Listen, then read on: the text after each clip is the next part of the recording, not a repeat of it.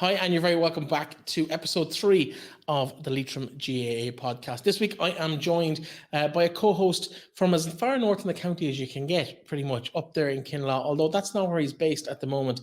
He's actually mastered by location. That'll make a bit more sense later in the show. Colin Regan, you're very welcome to the programme.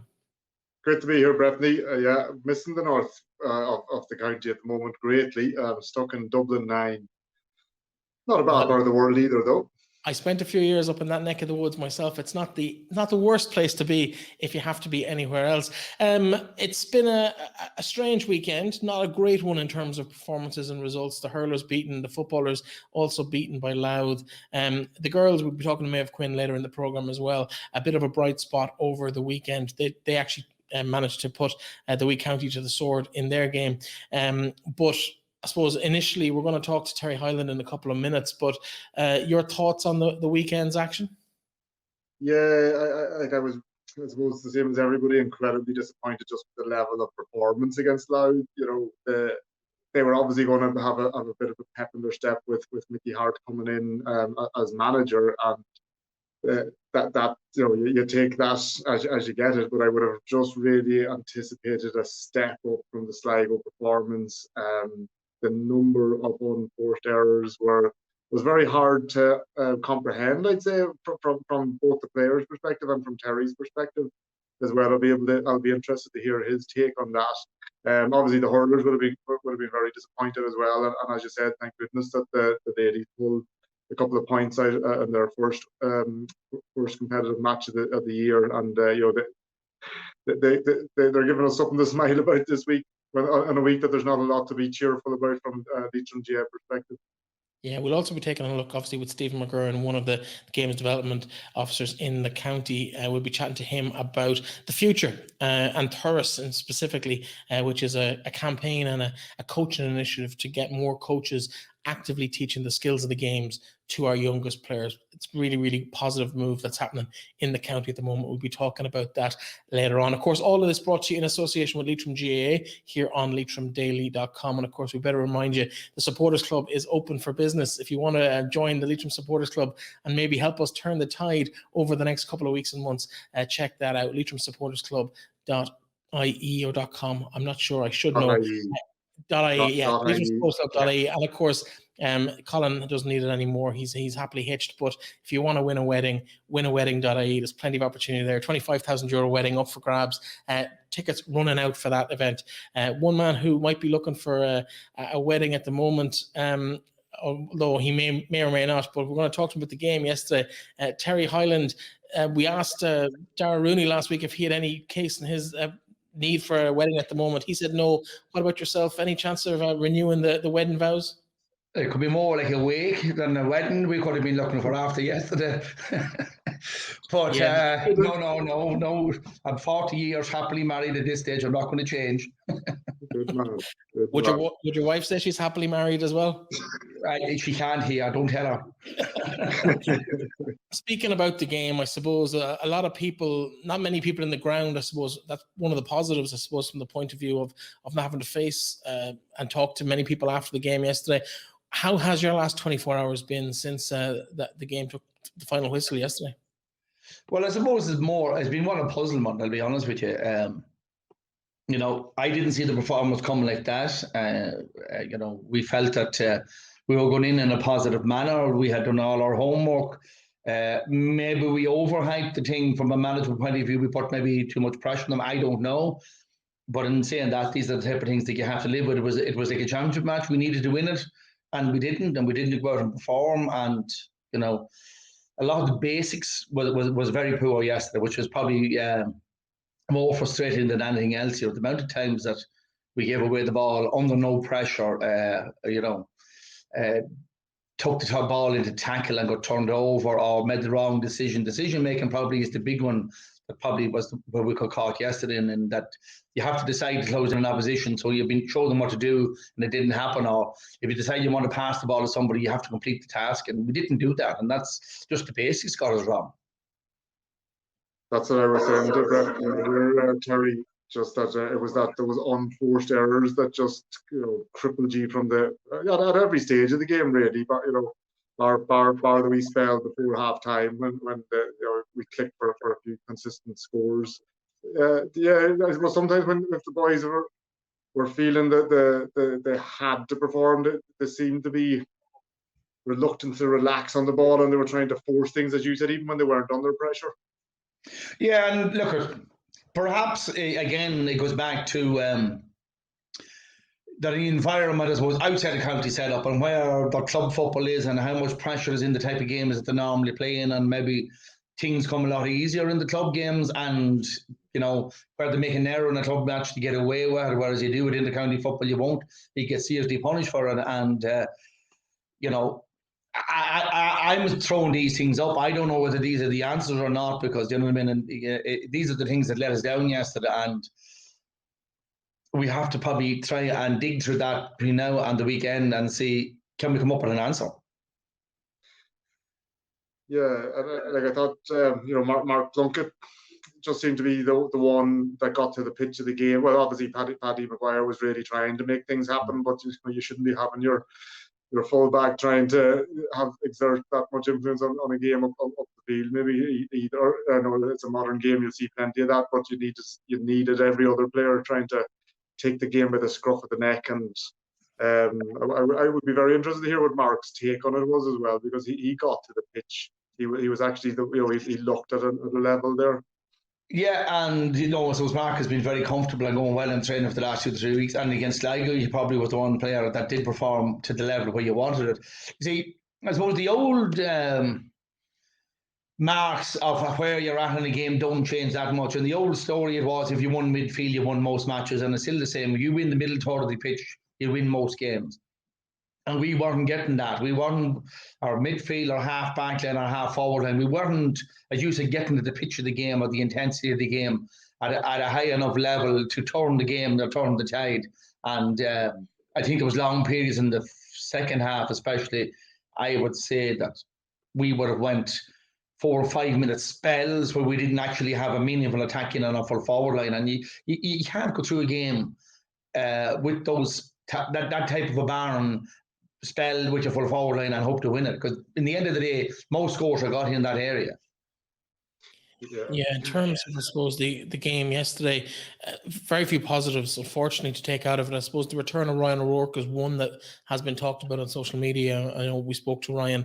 We'll hear a few words from him later in the show. But in terms of I suppose, just the general feeling, the fact that maybe we tightened up at the back a little bit, keeping a clean sheet. I know I'm clutching at straws here, but how important is it to maybe eliminate those baby mistakes that were made the previous week against Sligo and keep that clean sheet despite the manner of the defeat? Well, the previous week, I suppose, we went a man down, and that probably was the main factor in that. We looked reasonably comfortable against Sligo until we lost the player. And, in modern football, bar Dublin or possibly a Kerry, there's not many teams will survive for 45 minutes with a player down.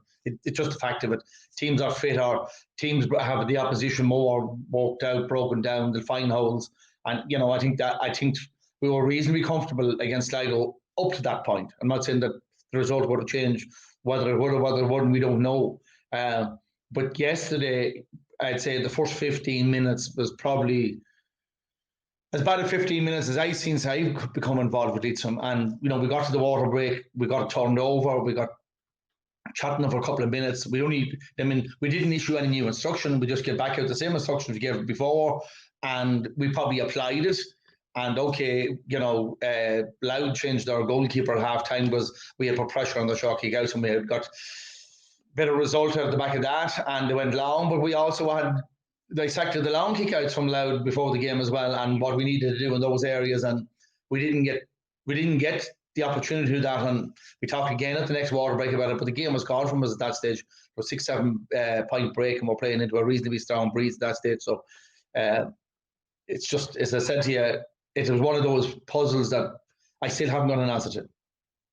And Terry, just to one of your points earlier, you've watched a lot of Leitrim Championship football this last few years. You obviously watch a lot of Cavan.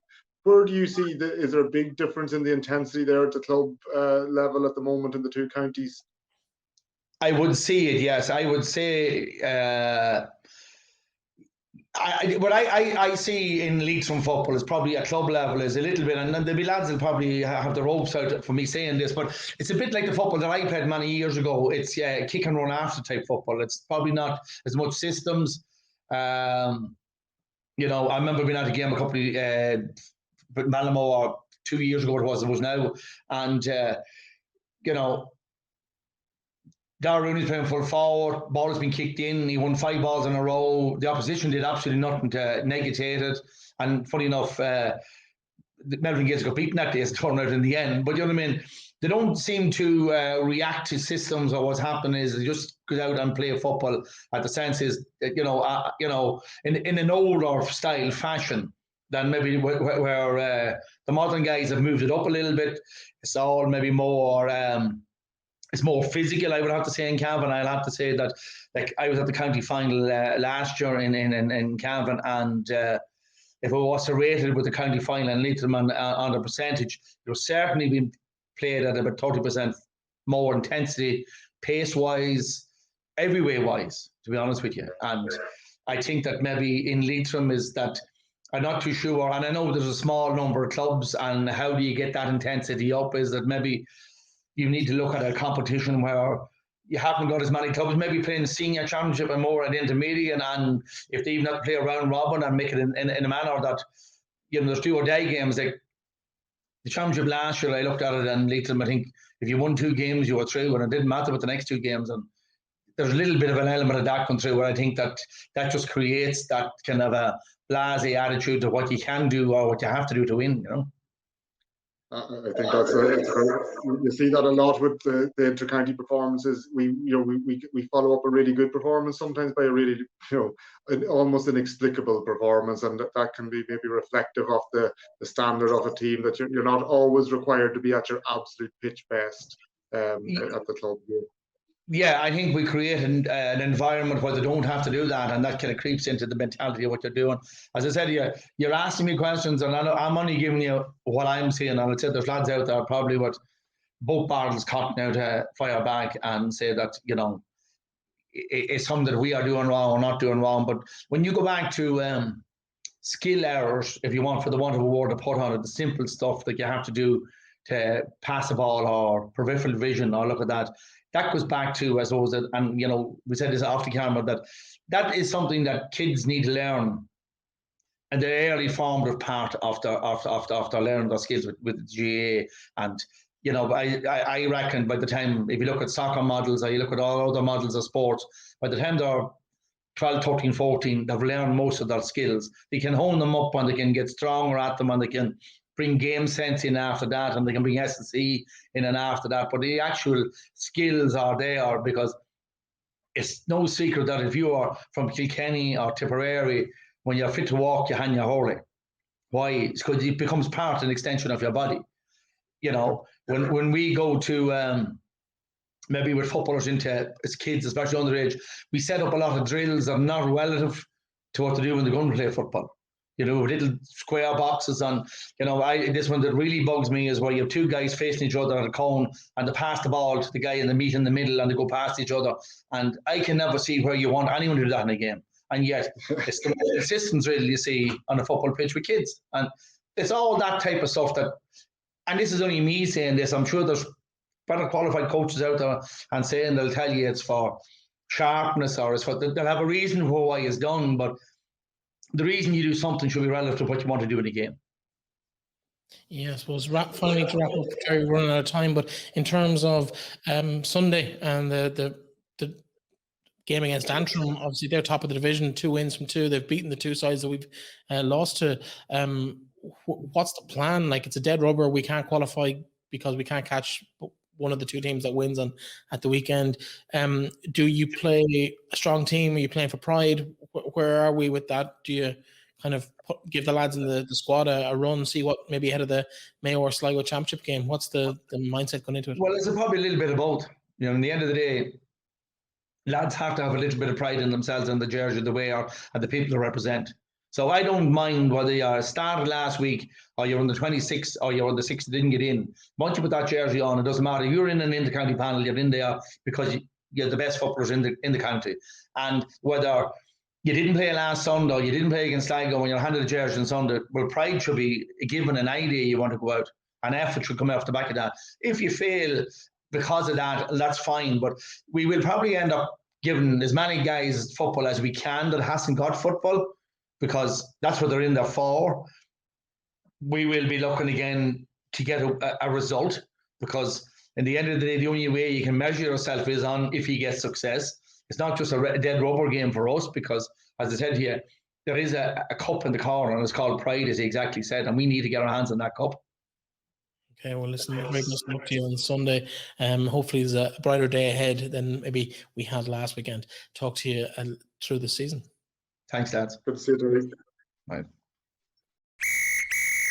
Ryan O'Rourke, a disappointing day for Leitrim football, but I suppose good to see you back on a pitch and back in a Leitrim jersey. Yeah, just on a personal front, I'm happy enough to be back, with the lads and getting on the field again. Suppose it was a long few months, watching and through lockdown as well. So, but just disappointed with the result. Poor performance today. So it would have been nice to start off with a win. But in terms of, I suppose, your own situation, how is the ankle? How's the health? Yeah, no, it's coming on. It feels good enough now. It's been, as I was saying, through lockdown. There's a good few. It was a long few months since the Tipperary game, and feel good enough now. Yeah, the knee and everything else feels good enough. So hopefully it stays that way. It's a tough day today, I suppose. Never easy when you've lost a game to have a chat with the media like this. But I suppose where to from here? Obviously, trip to Antrim next week. What's the mood like in the camp? I can only imagine it's not great. No, it's not great. I suppose we're probably talking about Pride now at this stage for next weekend up to Belfast. Just have to give a good account of ourselves. We haven't at all so far. So Antrim, and then I suppose you're talking about the championship. Then we have to get our heads right for about, I think we've about 6 weeks after that game. So that's all we can do. Nothing else. No point feeling sorry for ourselves. In terms of the, I suppose, injury list in the camp, you're back today. You're probably more able to play more minutes as the weeks progress towards that championship game.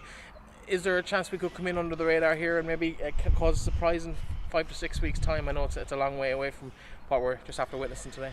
Yeah, I suppose I would have to start, putting all our minds towards that now, and we've a good, it's not as quick a turnaround as usual. So we've a good nearly 2 months to prepare for that semi-final. So I think we'll have most injuries back in the next week or two. I'd say get a full panel of players, and we just have to push on, and that's all we can do. Listen, thanks very much for talking. Yeah, cheers. Thank you. Yep. While the hurlers and the footballers got their seasons up and running last weekend, our ladies team had to wait till this weekend for the visit of, yes, Louth. We seem to be saying that a lot on the show over the last couple of weeks. The third meeting of the counties in the last 7 or 8 days.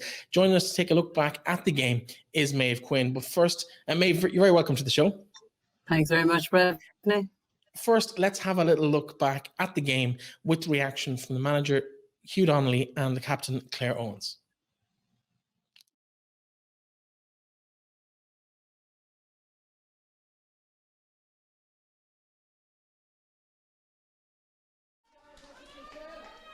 Ball thrown in. Leitrim win the throw in by Louth, but Leitrim have them bottled up, as you've seen the last couple of attacks there. Leitrim are standing up. They're not letting any easy shot on anyway, and we've full forward there in Lauren Boyle there. She's looking back to her midfield counterpart there, Emer Brown. Quick kick pass. Now we've Anya is sending it in. There's a quick shot on. Excellent score there taken from Louth. Leitrim goalie here, Michelle Monaghan, looking for a player. She finds a Louth player for Emer Brown. Send a quick ball in, but Leitrim tidy that up again. Leitrim on the attack, just coming out the middle, long kick in, 50-50 ball there. Leitrim tidy it up there, one-handed. Ball is sent right across the middle, and it's tidied up well by the Leitrim players. Leitrim are on the attack, they're nearly in on a goal here. And great dummy sold, great goal. That's a wonderful goal there by Leitrim. With Kieran Olin there over the far side, working it well.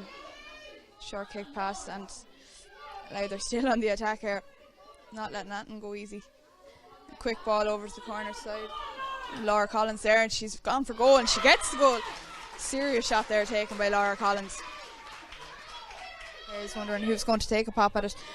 too many Louth players there, and Louth say they're going to pull it out there. Liam Byrne there just doing serious work on the backside.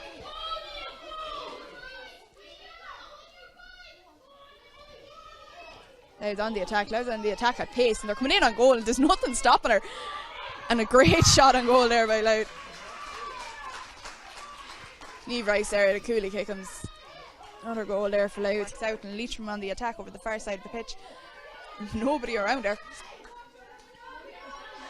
Swing across the Louth goal line, and a shot is taken, and that is an excellent score.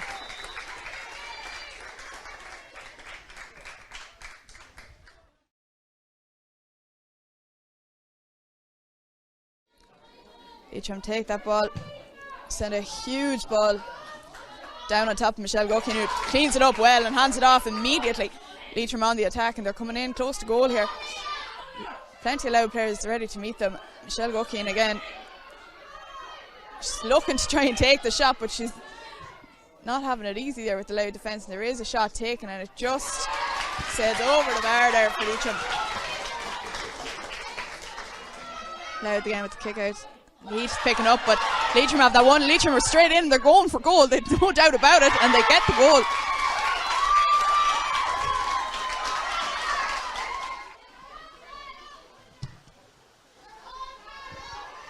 Louth at the restart there into Substitution on the Louth side, number 27, Holly Lansally, comes in for the injured number 17. It's the blood sub there for Louth temporarily, but Leitrim are on the attack. And they're coming at pace, and there's a bit of pushing and dragging going on, but here we have Leitrim with a nice shot there, and another point for Leitrim. Louth are in their last few minutes now to turn this game around in an 8-point margin. It's not the easiest thing. On a wet day like today and a player down, things just aren't falling in Louth's favour, and nor was that kick out. It fell right into the hands of Leitrim, spilled by the Leitrim forward, who's going to just soccer it in there into the goals.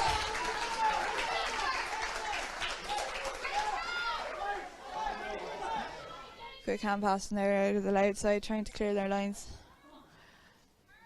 The Leitrim leaders are getting back in numbers. Shannon McLaughlin there coming in quick and fast.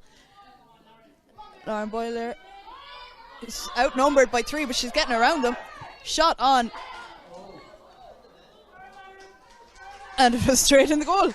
Retaining possession for Louth. She hands it off there to Anya Breen. Anya Breen, who's been running for days, sends that ball in to Lauren Boyle, who's her work cut out for her there. She almost looks like there's 5 ladies marking her. However, there you have it. Clare, Owens, thoughts after that? Relief, I suppose, in the end. Yeah, no, just delighted to get the win after what was a very long lockdown, a short pre-season, but we felt fairly prepared for today, and we were all really looking forward to it, so just happy to come out on top.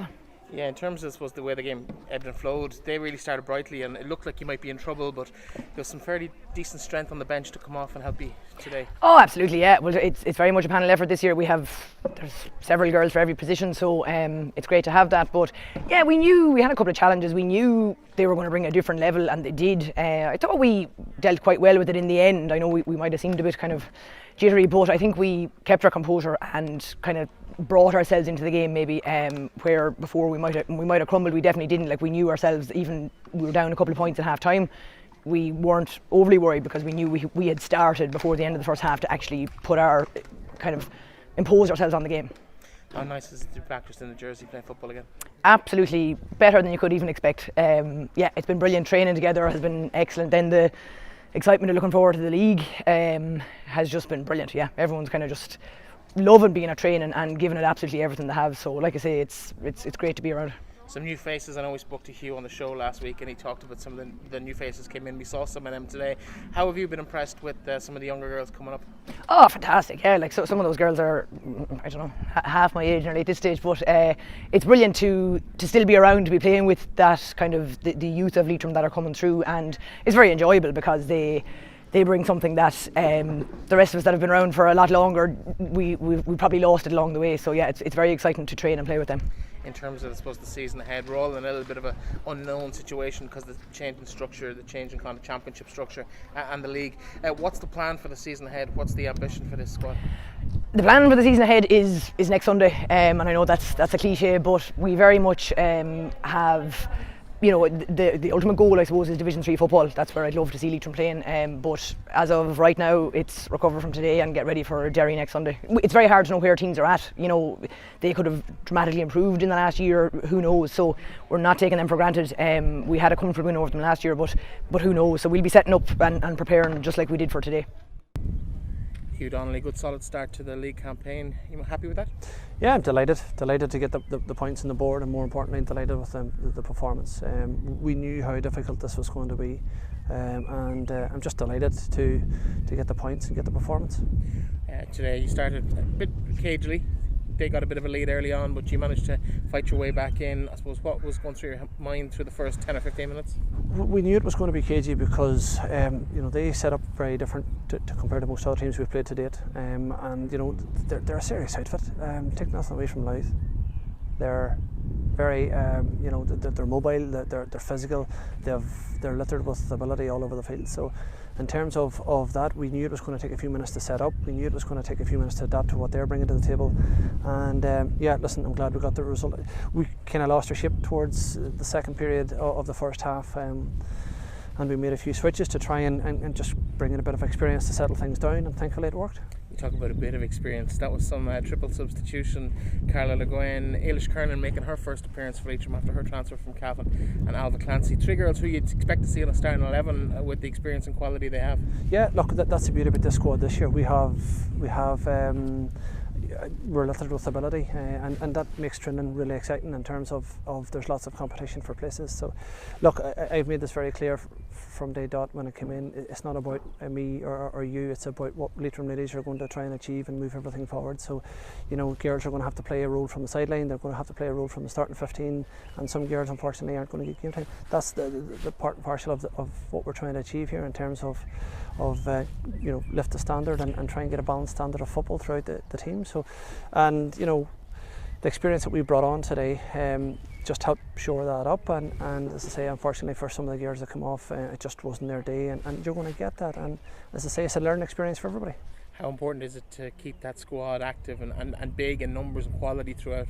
Yeah, look, it's key, and at the end of the day, you know, the 15 to start will be deserving of their spots in terms of, and I've made this very clear to the girls. As I said, it's not, I don't care who you are or in terms of what you've achieved. It's about us and it's about Leitrim ladies and what you can do. May it be a 5 minute or 10 minute or 20 minute show, or whether you start or come off or come in or whatever. At the end of the day, it's you do your bit for the ladies and you do what's asked. And as I say, the subs that come on today done their bit.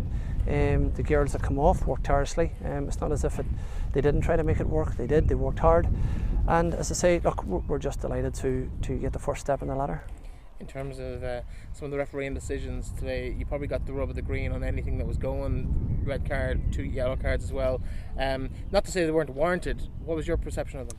Yeah, look, we knew going in from last year that they're a big, tall, physical side, Louth, and you know, it was always going to be that cagey affair because, you know, theoretically on paper both teams are very good and capable of going up. So in terms of the referee, look, it's not easy being a referee, and she has to call it how she sees it, and there was challenges going in left, right and centre. I don't mind any referee as long as they're consistent, and as I say today, I don't know if we got the rub of the green, but I certainly thought she was fairly consistent in what she was trying to do. So you know, it's not easy for the referees either. What next for this squad of players? Obviously Derry next week. Yeah, we've got to get back. You know, we'll enjoy the night and relax and chill out. But in terms of recovery and things tomorrow and Tuesday, and then we're back out training. We've got to be very careful because we don't treat Derry with respect, then it could be a very real chance of a financial banana skin. So look, Derry's back here again. savage facilities and a big open pitch, and we're starting to get the hang of this place now. So yeah, look, it's another game. We've got to treat it like that, a step 2 in terms of what we're trying to achieve. So yeah, we're looking forward to it already. Two very happy faces there from the Leitrim camp after the game. Maeve, we might as well start with you. And I know you were at the game as well. You were covering it for Ocean FM. What were your thoughts on the performance? Well, I suppose Leitrim were slow enough to start initially, Breifne, and they did get off to a slow start, whereas Louth hit the ground running. And it took Leitrim until, say, I think the 6 or 7 minutes before they actually got going. But when they did, they actually played very, very well then for a spell. Now, having said that, they were unlucky, I think, to be going in at half-time 2 points down. But that they brought on a number of, I suppose the strength at the moment in the squad is the strength of the squad. There's an awesome panel of players there, 30 plus players, and even the players who aren't named you'd like to have on the team, So really, really the real strength in that squad there. And the subs that came on really did make a difference as well. So we were kind of starting to change for halftime. We were starting to get a little bit of the upper hand. And then there was complete dominance then in the second half, really, where they kept Louth scoreless until the final minutes of the game. It was 2-5 at halftime.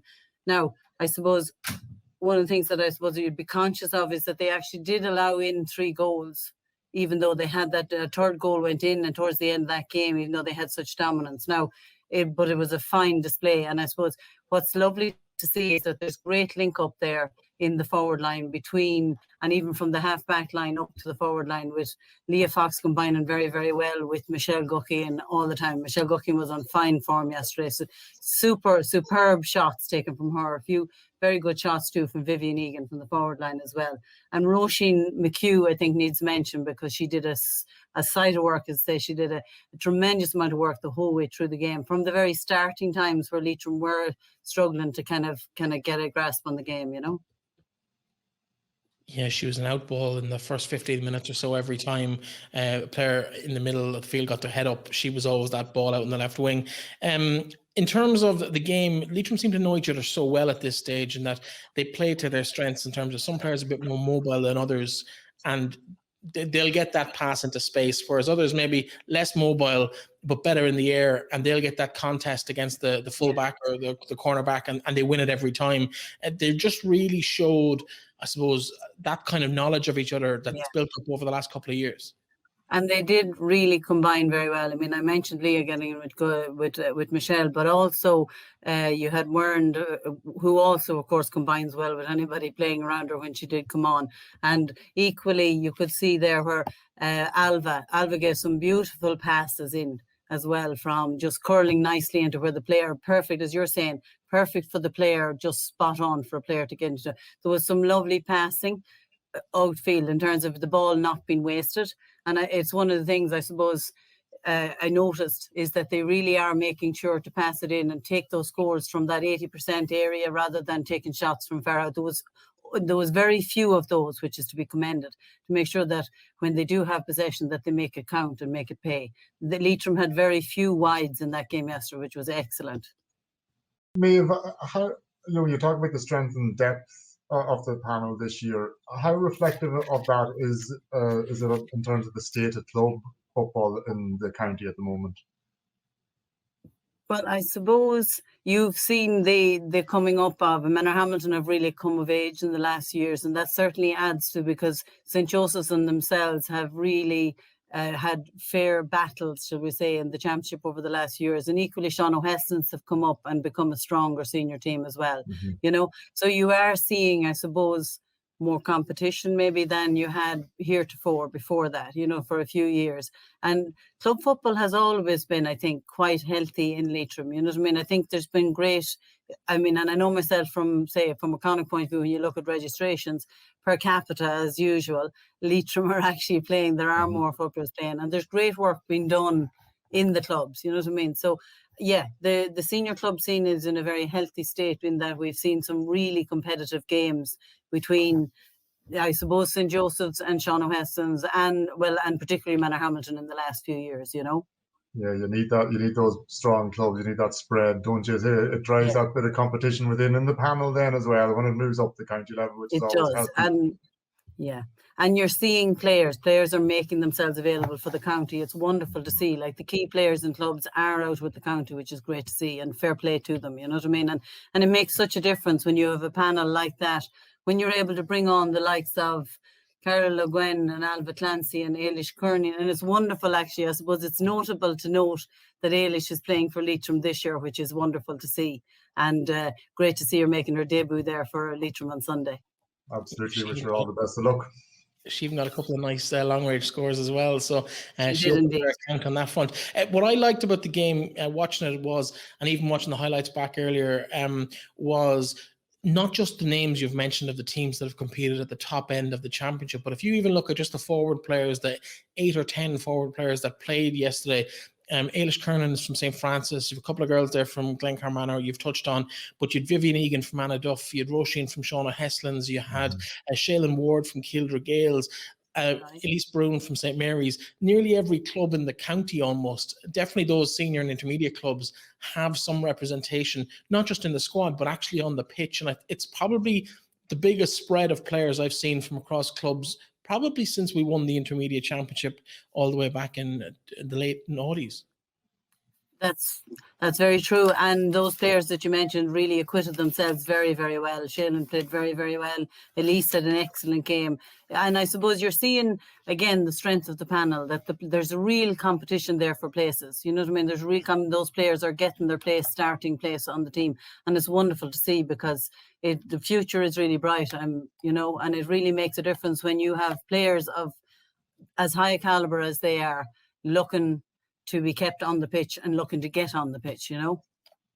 I think that's key, isn't it? Maybe you said the fact that the players are making themselves available for the county team, and that shows that they're enjoying the training first and foremost. But they also see that there's a shared ambition there, and you know, it's obviously I look forward to seeing their development over the next couple of years, because it sounds like there's a really good foundation in place there.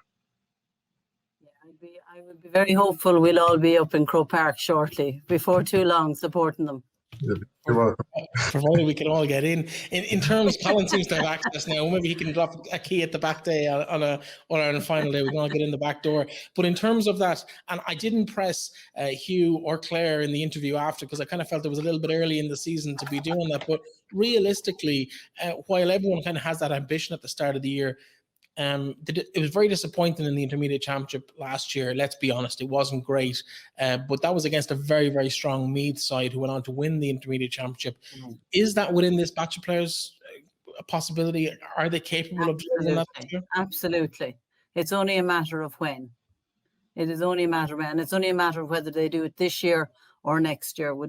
I genuinely, if they don't do it this year, which maybe they won't, in that they're playing from Division 4, but you'll be very hopeful they'll get out of Division 4 and into Division 3 next year.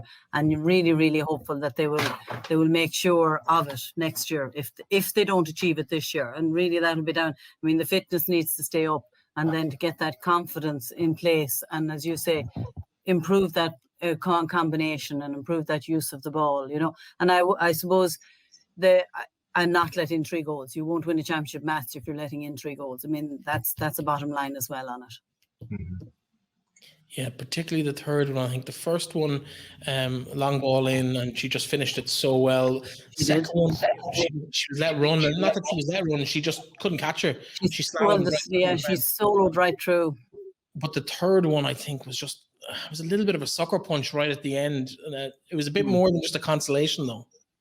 Yes, yeah. Oh no, it was a good goal when it was got. But I mean, again, at that stage, I suppose Leitrim knew they had it won as well. Let's remember that they had absolute dominance for the entire, and it was in the final minutes of it that they got 1-1. They hadn't let them score in the second half, and that's really something as well, to come out in the second half with 2 points down at half time, to come out and to actually just set that mark on the game the way that they did.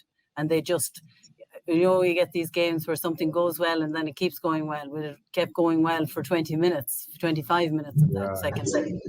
It's unusual to have a spell that strong, that long. All right, it can be hard to keep the attention and the concentration for the whole duration of it. But a valuable lesson learned that you play to the final whistle. Yeah. And I mean, the back line were excellent. There was some fine blocks down and things like that where players blocked the ball down and things like that. And taking frontal challenges and you know what I mean, and getting frees from players that were coming through and things like that. But and I know that Leitrim know that they have a bit to work on. But I mean, certainly you're asking about. I really do believe that it's certainly well within their capabilities. To go back to the question you were asking, Breifne, to be in Croke Park, absolutely. Couple of new faces in the Leitrim squad as well through the game yesterday. I know Shaylin Ward, Rebecca Rooney both started. They wouldn't have had that much experience at senior level before, adult level before. Abby Sweeney, that's right, from Shauna Heston's. She made an impact towards the last maybe 15 minutes when she came on as well. So nice to see some of those younger girls getting that opportunity to come on in what was, despite what the score might suggest, a fairly tight encounter throughout. I mean, it was quite a physical game. Louth would be. I mean, Louth are definitely considered the strongest or stronger of the teams in their division. And it was quite a physical game, I mean, the whole way throughout. So, yes, it's well done to Leitrim on how they handled it and how they handled themselves. Excellent. Well, listen, Maeve, on that note, I suppose you've been there, done it all before, talking about Croke Park in September. We don't know what month it's going to be in the current environment, but I suppose later in the summer, hopefully, we will have that little pilgrimage to the capital. Colin, you can turn the heat on for us at some stage later this summer, and we'll the kettle on too. Absolutely, you might be a bit stronger in the kettle. Hopefully, the celebrations afterwards. Let's not get ahead of ourselves, though. It's only day one of the championship of the league season, and I'm sure there's plenty of bigger battles to come along the way. Maeve, thank you so much for joining us. We'll chat to you throughout the season. Thanks very much, Breifne. Thank you. Now, as I was just saying to the lads on air, the last time I was outnumbered by this many Melvin Gill's men, I was retired by Keely McGlone and Dara Rooney in a Division 4 league game. But enough about that. Let's talk about the present. And Stephen McGurrin, Games Promotion Officer with Leitrim GAA. You're very welcome to the programme. How's it going, Breifne? Cheers for having me now. Well, you're very welcome. Colin was feeling lonely and I wanted a bit of taste at home. So we said we better get someone from Kinlaw and in and have a chat with us. Yeah. In terms of, I suppose, why you're here. Good to see you, Stevie. Yeah, well, catching up. I know it's been a while since they let him down home, in terms of, I suppose, why we have you on the show. Obviously, there's been a lot of talk over the last couple of months about the new Turas program. And I suppose we wanted to find out and maybe spread the word a little bit about what Turas is and what exactly are the advantages of the program for the clubs and the players of the county in Leitrim here. Yeah, so it's a coach developer program. It was created by Leinster GAA actually, so we've robbed it from them basically. But no, fair play to the lads. We would have heard talk about training days, we say in Abbottstown or Croke Park or that. The Leinster crew would have always been talking about Turas and that. So we made contact with James Devan there and Colin Clare, and Colin didn't know the boys well there. So we just approached them and they could not be more helpful. Fair play to them. James even came down to us to help us, just give us a rundown on the program itself and helped us roll it out. So it's a coach developer program, like I say. The two big things I suppose that it provides, the first one would be it follows the 5 Turas principles, just basically looking at how we coach, or even why we coach maybe. So it follows these 5 principles. And then the second thing would be it's a player pathway within each club. It brings in age-specific coaching at each age grade, so what exactly you should be doing with your nursery, what exactly, we'll say your under 13 teams, so it just provides a really clear pathway, that age-specific coaching. And then, like I said, also, follow these 5 Turas principles when we're coaching. And Stevie, I suppose, like as with any good player pathway or that kind of foundation work, the intention is both in terms of ensuring that there's proper level of enjoyment for the young players at that stage, but also the opportunity to progress and advance through it.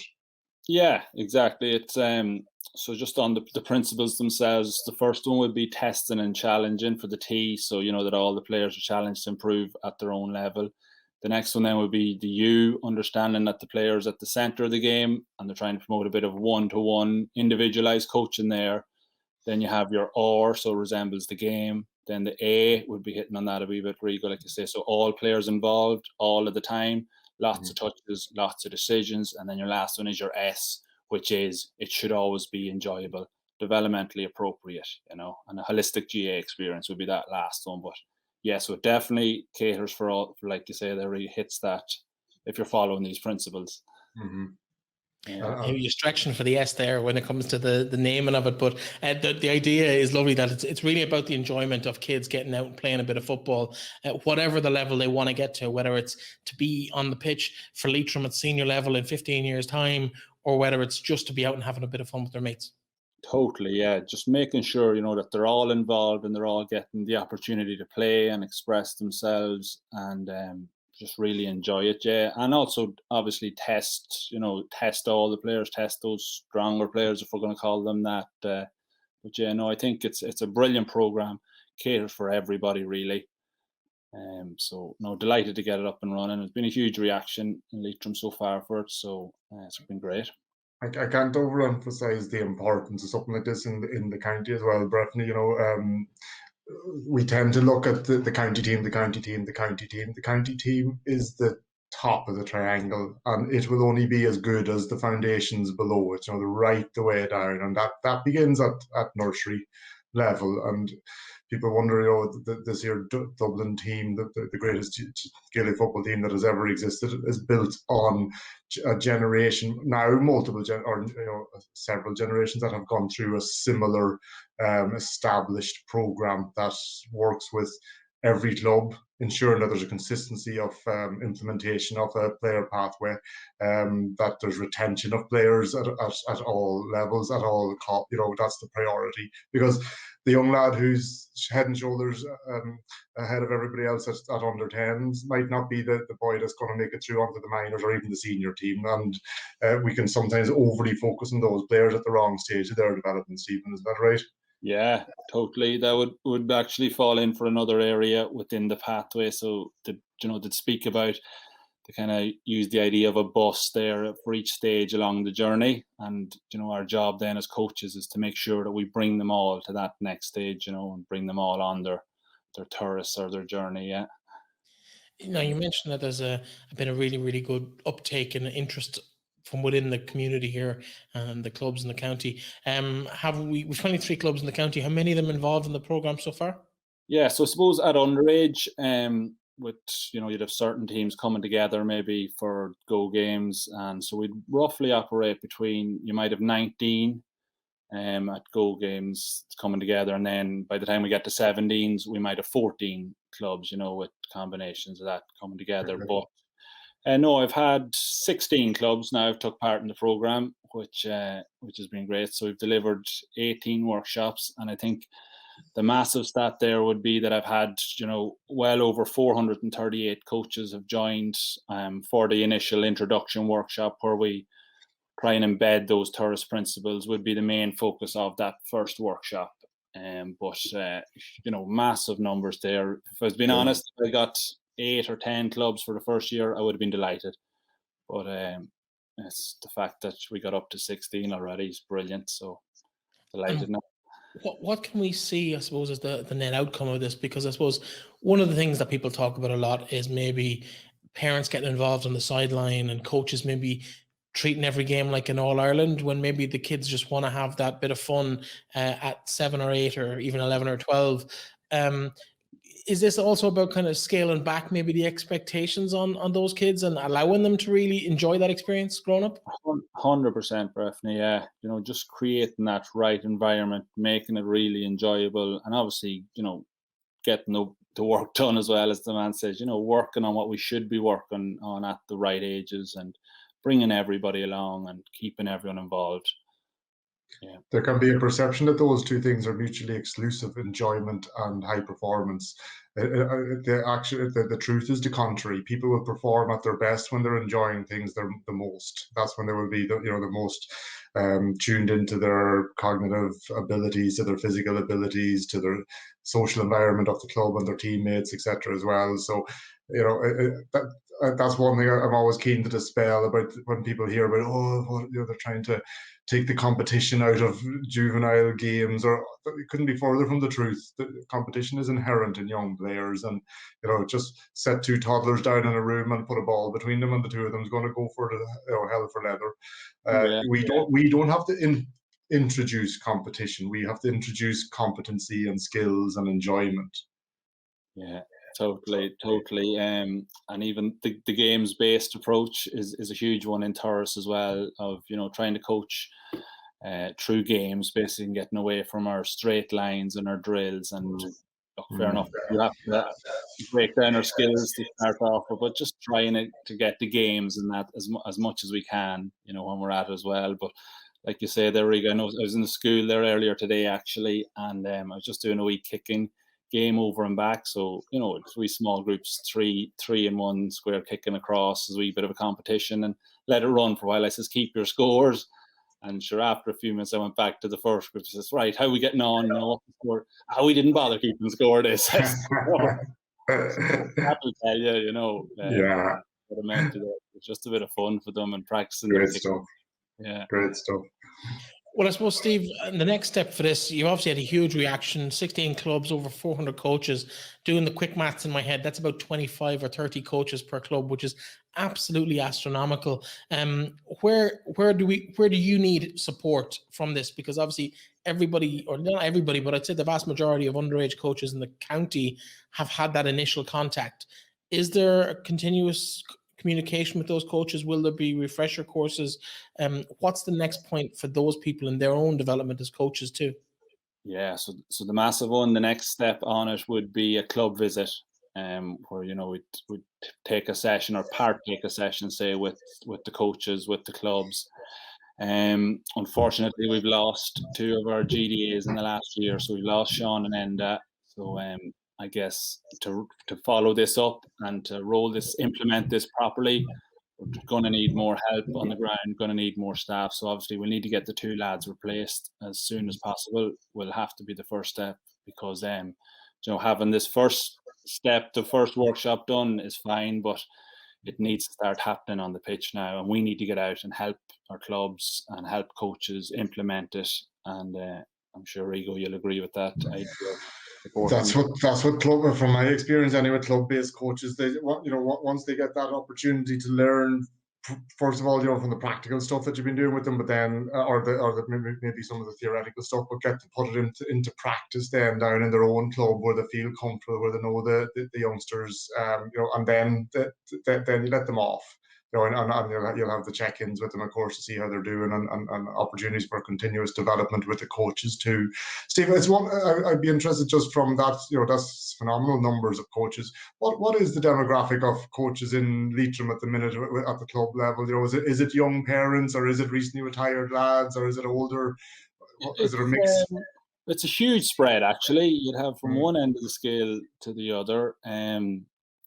Getting younger, I would say, the last while. So the cool camps are helping a wee bit with that. The clubs are kind of taking on more of a role with camps this year. They're running them. We're just assisting and trying to roll them out. So there's a huge recruitment of cool camp coaches going on. So there's a lot of them. We actually have 170 that need practicals done for a foundation.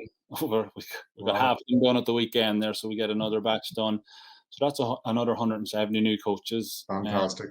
Starting this summer, which is great. But no, I'd say a fairly even kind of a spread, Rigo. I suppose probably mostly parents, I would say. A wee bit more parents just getting involved, and probably a good few maybe with not huge background. Yeah. Great to hear that there's new blood coming in there, and as you said, with the right support, if you can get the numbers of your team members back up to where it needs to be.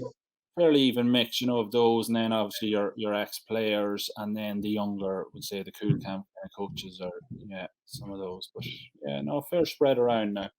Good. The cool camps will provide a nice incentive for people to get involved. All right, that's great to hear. Yeah. Yeah, no, there's huge numbers in those over the last few. Well, obviously not last year, but great participation numbers in those. So there are going to be some buzz now for July and August for us again. So it's I great. suppose there might be parents actually listening, Stephen, who are looking for information on those cool camps. Where can people find more information on venues, dates, and stuff like that? Has that been released yet? Yeah, they're all open actually, and some of them are pretty much done and dusted for most clubs.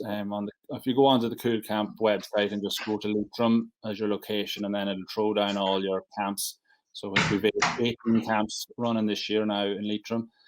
So, but some of them are fully booked out. Breifne already, to be honest. So, yeah. We have the highest rates of participation in any county in the country in cool camps per head of population. Yeah, it's unbelievable. You're probably throwing a bit of panic there now, Breifne, and anyone who's not booked in. It's grand. We want them all sold out. We want people to get in, get early, and get their place booked for whatever kids are eager to get on board, because I know it can be gutting if all their friends are going. So book for the camps. If you're listening to this and you haven't done it for the kids just yet, take Stephen's advice and get in nice and early. Stephen, thanks very much for joining us. I know beforehand yourself and Colin were having a chat about injuries. You were comparing scars. You've had a bit of work done. What can you tell us about that yourself? Yes. No, I went over I got my hip done, as the man says. So I was over in Birmingham in October, and I got Birmingham hip there, hip resurfacing, I suppose you call it, or the Birmingham hip. But no, it's been giving me trouble. I haven't played in about 5 or 6 years now. I haven't played football, so it was pretty bad now, to be honest. And worse then, obviously, with the work I'm doing, coaching in schools and clubs and that. But no, I got over in October, and I have to say it's been a huge success. It's given me a whole new lease of life, to be honest. Excellent. So all Melvin Gale's opponents this year will have to be worried when we see Stephen back in a jersey. Maybe Nico will be there holding the Zimmer frame for the Perry. It'll be fine. I can rent mine out. Gents, listen, Stephen. It's been fantastic, Stephen. Thanks very much for dropping in. Best luck. Congrats on all the work so far with Turas, and I know it'll be creating players for the future for the green and gold of both sexes. Thanks a million for dropping in. Great to see you, Stephen. Cheers, Rigo. Thanks, lads. So that's it for this week. Thank you so much to Colin Regan for joining me and getting us through the week. You might have noticed there was a quick outfit change, maybe even a little background change there. We did record the conversation with Maeve Quinn earlier in the day. Colin, I suppose, final word to you, I suppose, in terms of the show, in terms of the week. That's been a bit of a challenge for the GA in Leitrim. Yeah, I think Terry summed it up with saying there's a cup in the corner called pride, and I really think that there has to be a serious, every single member of the panel, the senior men's football panel, needs to just sit down and consider, are they bringing absolutely everything to the table that they have? Because if they're not, then intercounty isn't the place for them to be. And I believe that we have some really talented footballers there. But it's about the consistency of application of your intention in every single training session, in every single match, not just as in every single run you make, in every single challenge you make, in every single block, in every bit of tracking back, in every decision that you make. That's what's required of the game at this here stage of its evolution. And if we can really get everybody up to that one level, then you could see exponential growth in that Leitrim squad. And I think that's what everybody in the county is pushing them for. And I think a lot of us believe that we have some of the most talented forwards at our disposal that we've had in a generation, and it would be an awful shame if we weren't to maximise that. Absolutely. Well, I suppose you've put it better than I could put it myself, so we'll leave it there. But I suppose the final thing I'll say is it's always darkest before the dawn, and who knows what that might be, whether it's this Sunday or in a couple of weeks against Mayo and Sligo. And we now need to get behind the team and really drive them on from a distance as much as we can. And one way of doing that is by getting involved in the Leitrim Supporters Club, leitrimsupportersclub.ie. Tickets available there. There's plenty of prizes as well for being part of the club. I think it's €5,000 as the top prize, well worth checking it out and getting involved. Of course, Colin, you launched that a couple of weeks ago. You emceed that fantastic event from headquarters in Croke Park, and hopefully we'll have some element back in Croke Park later this year. Who knows? Maybe it's a possibility with the hurlers or the ladies footballers, while the men remain a little bit of a dark horse at this point in time. You can, of course, also get your name in the hat for a wedding. Winaweding.ie. Tickets going out the door quickly for that. Colin, thank you so much for joining me. Stephen McGurrin, Maeve Quinn, and also, of course, Terry Hyland started the show. Thank you all for joining us this week. We'll be back next week on LeitrimGAA.ie/podcasts for this collaboration between Leitrim Daily and Leitrim GAA. Colin, thanks for joining me. We'll talk to you again next week.